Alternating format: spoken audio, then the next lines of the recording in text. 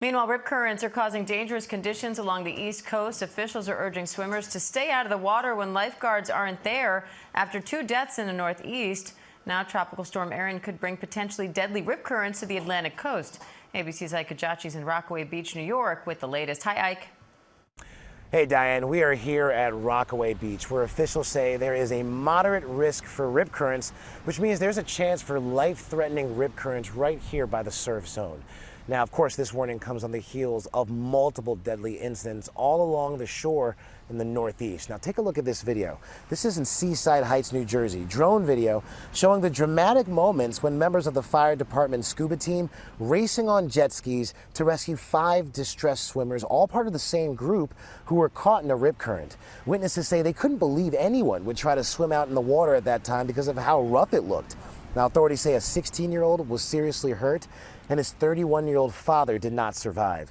Officials say the group didn't speak English, which could have played a factor into the group not heeding warning signs in the area. Now, long before that rescue, another incident right here in New York City. A 77-year-old grandmother, Ludmila Marshenko, was spotted off Brooklyn's Manhattan Beach. Citizen app video showing her being raced to an ambulance. She was later pronounced dead at the hospital. Now, in both of these incidents, lifeguards had just left for the day, and in response, local officials are putting up more warning signs all up and down the coast in multiple languages, all in an effort to try to prevent any kind of rip current tragedy from happening again. Diane? Ike Kajachi in Rockaway Beach, thank you. And the American Lifeguard Association spokesperson Wyatt Werneth has more on that from Cocoa Beach, Florida. Wyatt, thanks so much for joining us. I know you're no stranger to rip currents or rescues, so what do we need to look out for before we even get in the water? Hey guys, thanks for having us. It's a beautiful day here in Cocoa Beach. You know, the most important thing that we tell everyone is to know before you go. You want to investigate the area that you're going to be visiting, go online, find out where the lifeguards are. Your chance of drowning in front of a lifeguard are 1 in 18 million. So it's know before you go. And then we say, when in doubt, don't go out. Like in that story, if it's treacherous and you're not sure about your ability, don't go in the water. Stay safe and just observe the beauty. So it's very important that you know before you go and do your research before you get out there and understand the environment that you're visiting. Wyatt, there's also a nationwide lifeguard shortage right now. What's behind that, and how big of an impact is that having on rip current safety and deaths?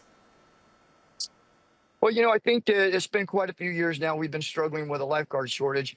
And to quite be honest with you about that, I think it's just a recognizing the importance of lifeguards and including them in the public safety factor. It's not a part-time job. We're saving lives out here. We have a superpower.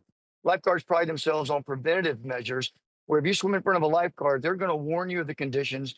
They're going to tell you to get out of the water, that it's hazardous at the moment that it might be before you even know it. So it's very important swimming in front of lifeguards. And having a shortage right now is why you see an increase. Not only that, but there's more people visiting the beaches, more population, and we need more lifeguards. So how can we prevent rip current related deaths, any more of these deaths this summer? Well, learn to swim, America. I think that would help us a little bit. If everyone had water confidence, they had an understanding of the water, when they came to a water environment, pool, lake, open water, ocean, they would be a little bit more comfortable in understanding the conditions, as well as not panicking. When you're caught in a rip current, the worst thing that can happen to you is you panic. It's really not that bad. It's just a little current that pulls you away from the shore.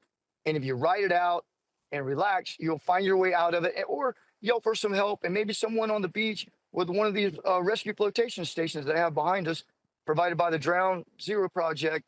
And every time you buy a tag here in Florida, or the Endless Summer Tag, we help support these and put them on beaches. Someone can get out to you with flotation and help get you out of the rip current. You're not going to go under like a lot of people think. All right, American Lifeguard Association spokesperson Wyatt Werneth, we appreciate your time today, Wyatt. Thank you. Thanks for having me, guys.